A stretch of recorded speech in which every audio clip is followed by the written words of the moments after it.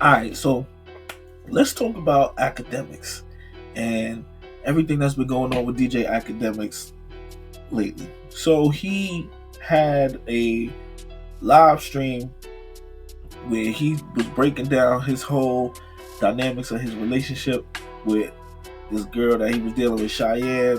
He says ex-girlfriend, but people who are in the know, who've been paying attention to this whole storyline like me, you know that they are bound to be back together again, the way that she been running this shit, running his life raggedy lately. But sometimes you can't help who you love, and that's the girl he done chose, right? So as Academics was trying to do a live and get in front of the story, because he had a big fight with his girl and he felt like she was in a position where she was probably going to try to extort him or continue to put out information against him, especially that now that they had a falling out. So he tried to jump in front of the story and started putting everything out there that she might have in her arsenal that she could use against him. He told about how he knows that she stole $500,000 from him, and he was just going into all these details about her cheating on him and all of this stuff that he continued to deal with this woman and forgave, and it's just a mess. Y'all can check out the stream on Act's page. Now, where Act messed up, or maybe he didn't, truth is in the details, right? But where Act was going on his rant and he started talking about how there was a girl that came to his crib and she had a threesome with two of his homies while he was sleeping, passed out in the other room. And the next day he asked her about it and she got upset. Well, at first she tried to say nothing happened and she was cool with it and everything like that, but he was feeling a way that she fucked his boys, so he continued to press the issue. And then as he pressed the issue, it turns into a whole damn mess where now she's making accusations that Academics has assaulted her. Man, y'all gotta see this. And what's y'all thoughts, man? I want to hear this. Y'all check this out. Because this is crazy. Crazy. Alright. Let's watch this. I'm shaming her now. I'm shaming her. I said to her, I said, yo, I'm gonna keep it a bean with you, bro. You came to my house and had two niggas just fuck you raw. I ain't seen no condom, no nothing. I told her, I said, yo, you should go get tested, man. Like you done. I said, that's why, yo, you should go get tested, bro. And now, let's stop there. The fact that he was shaming her shows like, yo, he was in his feelings because he was dealing with shorty and she came over there and let his mans hit. Niggas have been in this position for decades, right? He's not the first nor the last nigga that'll end up in that situation, but it's how you respond that separates the real from the fake, right? Because if he'd have just shut up, kept that information to himself, I noted. But he tells the backstory. He was dealing with this girl for 2 years, talking to her, building up everything to it. He probably had feelings for her, real feels, right? And then when she came over the crib and she did this, now he's looking at it like, yo, like I thought you was different. And you let the homies hit? Oh my Lord. Bro, you was supposed to hold it down. Oh man, you set yourself up for this. You shamed her. Well, guess what happens next? from that moment, she started like, because the denial shifted, and she kept like trying to like pivot on the denial to, yo, nah, send me the video. Yo, I'm pretty sure I didn't fuck him, and I'm like, bro, you fucked him. And she's like, no, look again. And now I'm getting super tight because I'm like, bro, I'm not about to watch this video if you getting fucked, my nigga. Like, it's on my surveillance. Like, bro, like I was fucking with you. Like, what, you want me to watch the video if you get fucked? Cool. She keeps saying that, whatever. She then tells me, by the way, I ain't gonna lie, and I'm gonna keep it being about everything. My homies did not tell me they fucked her. At that point, I only seen on my security cam, my homies. I'm shaming her now. Right? So he goes on to say how after pressing the issue with her, then all of a sudden her story started to change to where she didn't remember any of this, and she needed him to get the surveillance footage for what happened. He refused to give her the surveillance footage. The girl goes to the police, and the police then come with a warrant, and they raid his house and get the footage. He says no charges came out of this, and that was the end of his story. I look crazy right now, but I'm not going to stand here and let this man continue to lie about me.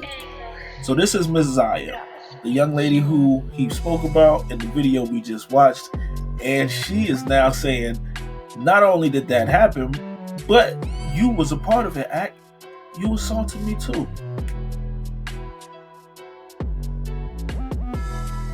Did Akademiks just open the door for his own demise?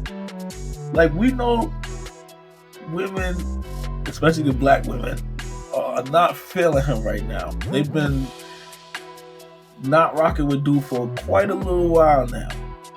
And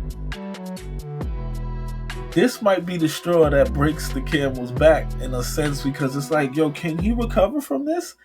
Like, this is a woman putting her face out there saying that you did this to me, you assaulted me, you bruh. All because he opened his mouth and told the story again, shaming her by telling her story, even though he didn't put her name out there. She could have kept it to herself. She could have stayed quiet. She could have minded her business. Maybe she never would have came across this. But he opened the door, and she is walking through, and she says she got a story to tell. That's not what happened, Academics. You know that that's not what happened. And for you to pretend that you didn't do anything, for you to pretend that you didn't do anything, that I just went to your house and I'm just some thought. Like we didn't know each other for 2 years. You tried to save yourself after your friends assaulted me. Whether or not you got drunk or not, I know that when you woke up, you were on top of me too. You raped me too, and a rape kit was done. You know what? I'm gonna come back with my own story. This what you wanted? You're about to get it. I've been quiet for way. Yes. Whew. That was tough, right? So, as you can see, her name is Messiah. She says she got a story to tell, y'all. I don't know if this is a setup that she's gonna unload on a bigger platform. Maybe she's waiting for a call from Natasha K, or I don't know. She says she's gonna tell her side of the story. So that's to come. I think that's to come. I think we're gonna see what she has to say. It's gonna be interesting. Let's check her out. Like, this is her TikTok page. Currently 1,800 followers. Oh man. This is the young lady right here. And she's saying that she got assaulted by Ak and his team, Ak and his homies. I don't know, bro. Shit is crazy. We live in such a world, and man, listen, we live in a world nowadays where it's like you really don't know what to believe sometimes. Like, you want to believe all accusers and victims, but then, you got so many examples in this world where things turn out to be money plays or money or cash grabs. So it's like, now it's like you have to almost give the accused as much respect as you have to give the accuser, if that makes sense. Like, it might sound absolutely absurd what I'm saying. I don't know. I'm just thinking out loud. I'm trying to explain the thoughts that go through my head in these type of situations, right? But when somebody has money and they have power and they have influence to a degree, or power to a degree. People do things, man. We see it every day. People do things like, the power corrupts people and they start feeling like they're untouchable and they can do whatever they want to do. I don't know why so many of our black men are being put under this microscope lately for their behavior. Some people trying to say it's the culture of womanizing that black men have done, and it's not that, because you got the Harvey Weinsteins, you got the story Gilbert Arenas told the other day about the executives who was talking about how they piped out Halle Berry and to give her roles and different things like that. So you just wonder sometimes, like, man, what's going on in this world today? And it's a real thing, because when you talk to a lot of women and get close to certain women, and they begin to open up to you a little bit and tell you about their stories and their traumas and their experiences, and the monsters is really out there. Like, there's people really date raping, there's people really taking advantage of women and taking from women. So you have to respect when these women say this stuff. You have to take heed. You have to. But damn, somebody's lying. They definitely should have to deal with consequences too. So we'll see how this plays out.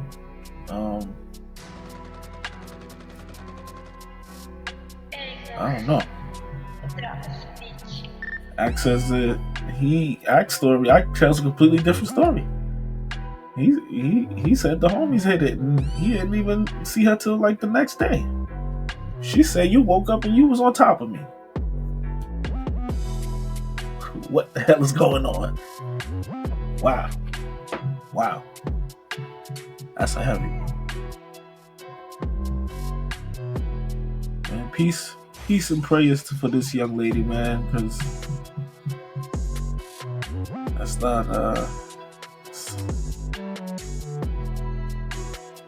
it's not an easy thing I would imagine to come out and put your face and your name to. So, yeah.